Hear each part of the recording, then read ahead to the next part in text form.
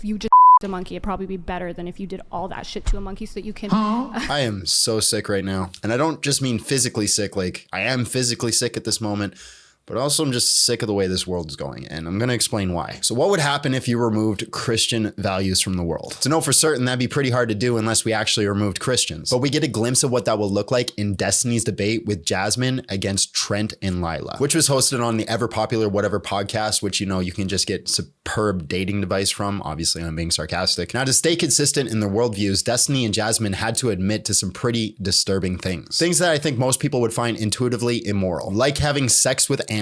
If you just a monkey, it'd probably be better than if you did all that shit to a monkey so that you can...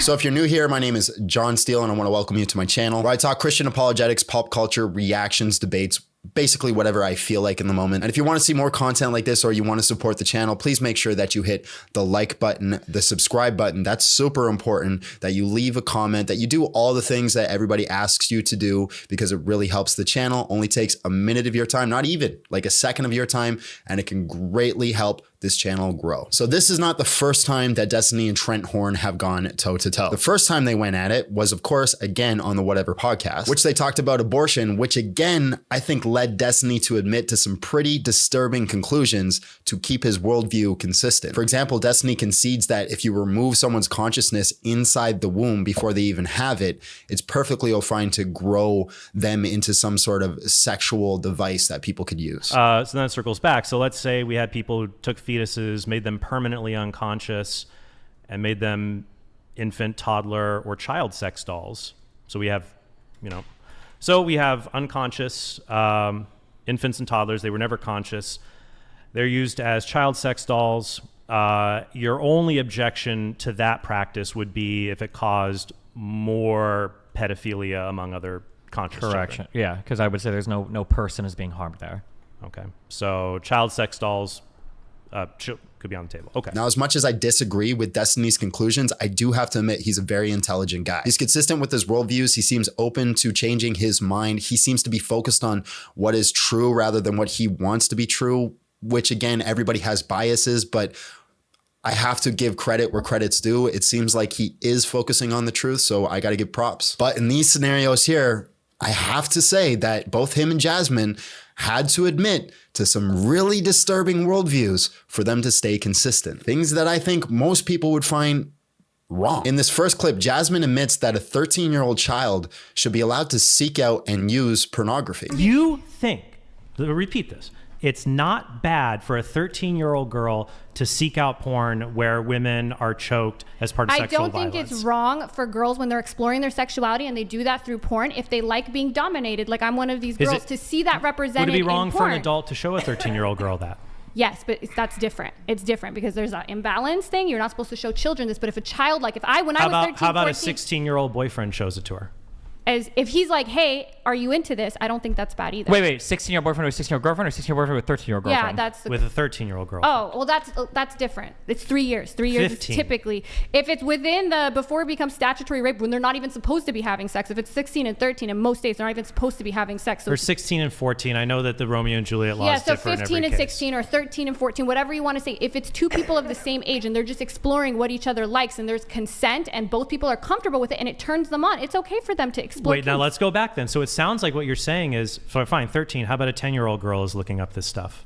I mean, that's really young, but I think that's still part of like normal exploration. And as you could see, when Trent pushed back on that, she conceded that you could go as young as 10 years old. But notice how she says it's wrong for an adult to show pornography to a child. Keep that in mind because we're going to come back to that later. Now, I don't know about you guys, but me personally, I work with children. So I'm familiar with the mindset of a 10 to 13-year-old child. And there's no part of me that believes a child that young can understand what they are consuming, what it is doing to them, what is happening when they watch pornography. And again, I think intuitively, most people would agree with me. I think the vast majority of people are going to say that, hey, this is not something that children should watch. I'm also not a fool. I remember seeking this stuff out when I was 13 years old. I know I was wrestling with my hormones. I was going through puberty and sex was something that was actively on my mind. But children constantly seek out things that are not good for them. If you don't believe me, just allow your children to start picking their meals for breakfast, lunch, and dinner. And I bet you most of these kids are not going to pick healthy, balanced meals that are good for them. They're just going to pick the things that taste the best. And if you really want to test this experiment,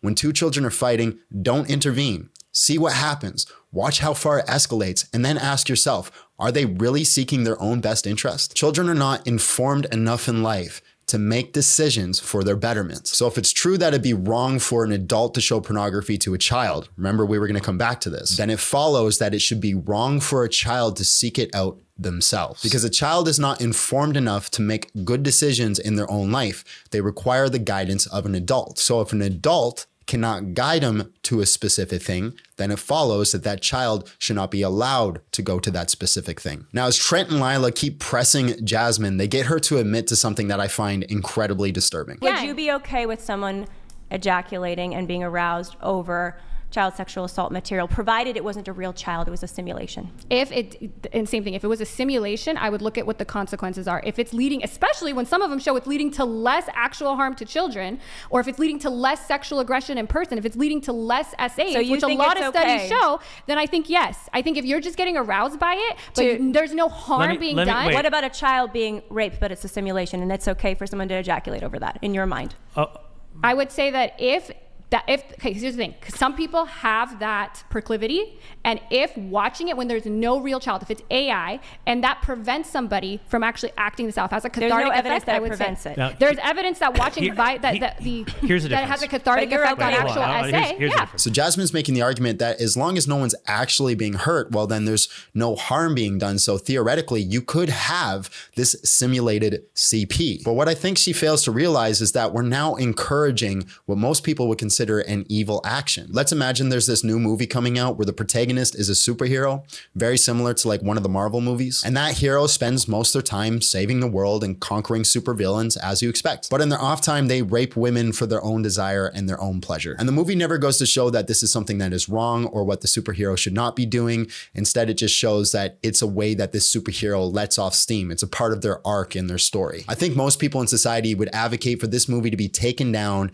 and say that it's harmful. Even though no one was technically harmed in the making of the movie, they were all actors. And the reason that it's wrong is because it perpetuates and even possibly glorifies an evil behavior. So why should we encourage a pedophilic culture? Even if no one is being harmed, I don't think it follows that we should encourage something that we all consider evil. And I really hope that everybody watching right now agrees with me on that. Now, the depravity doesn't stop there. I'm going to show you two clips from two different points in the debate where both Destiny and Jazmen admit that sometimes bestiality can be okay. But of all the ways we could treat animals, of eating them, doing experiments on them, making them do hard agricultural work, do you think that the least violent way to treat them would be things like letting them eat peanut butter off somebody's penis? I think some of the experiments that they do on animals, especially when it comes to like mental health, where they like purposely put monkeys and scare them and do all this, I think, yeah, if you just a monkey, it'd probably be better than if you did all that shit to a monkey so that you can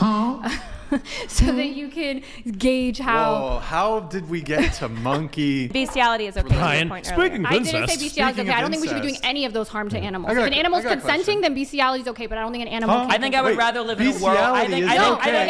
Bestiality is okay. There's no way for the animal to consent, just like there's no way for a child to consent. Trent was trying to be like, oh, but we do all these other experiments on animals. We shouldn't do that. I think, and you said, oh, which one's worse? It depends. It depends. Some of the experiments we do to animals are horrible. We literally take out their ovaries. We do all this fucked up shit. Can I play frisbee with a dog? I would rather if I was, I think sometimes even having sex with animals is better than some of the shit we do to animals, like moving their ovaries around, killing them, literally killing them in order to Does a dog consent to being trained? What? Does a dog consent to being potty trained? Wait a minute. Are you saying that sex with animals is not as bad as killing them? What do you mean? Did you just say that killing them is worse?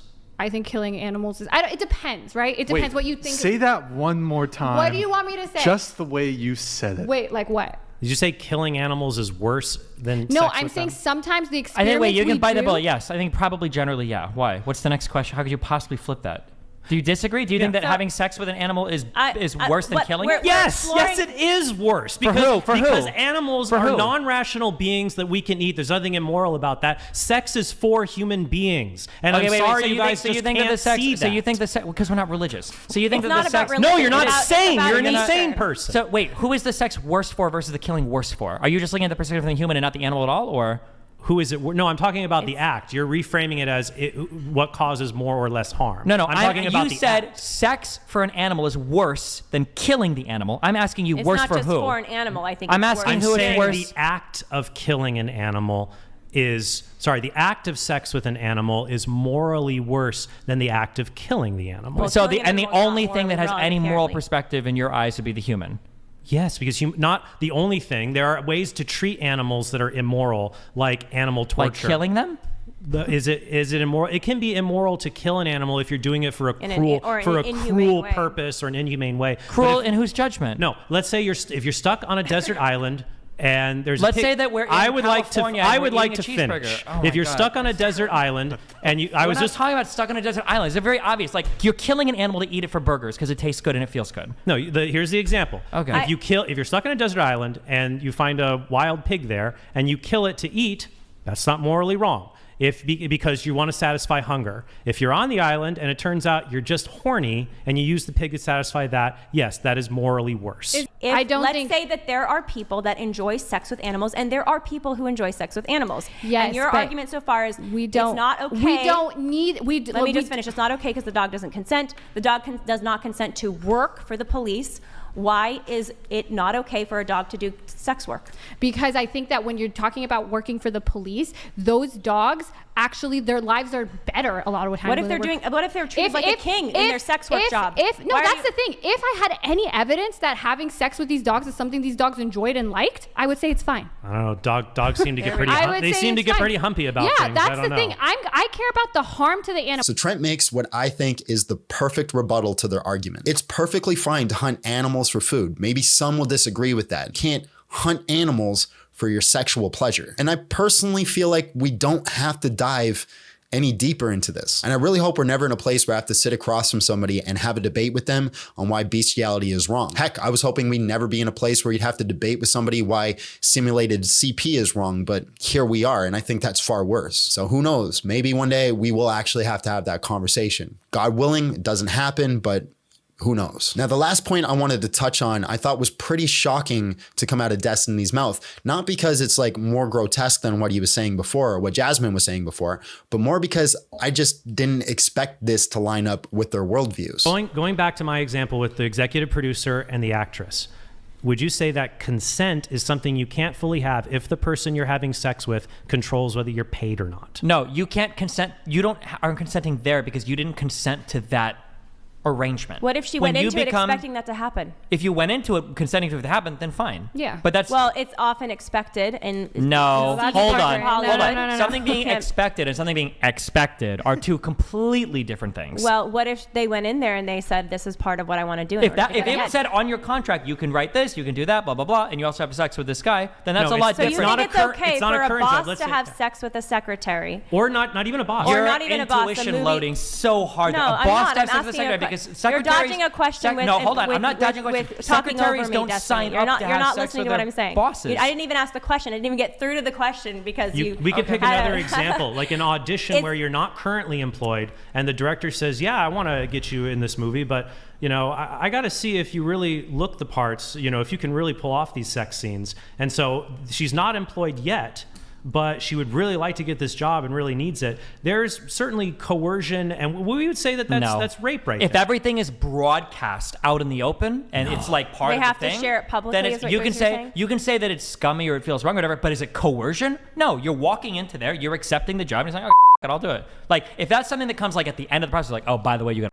Oh, by the way, you got to do this. Then yeah, you can say that's coercive. So you think it's acceptable for a boss to make a move on a employee, provided the employee consents and is fine, says that they're fine. During the interview process. Why would that be wrong?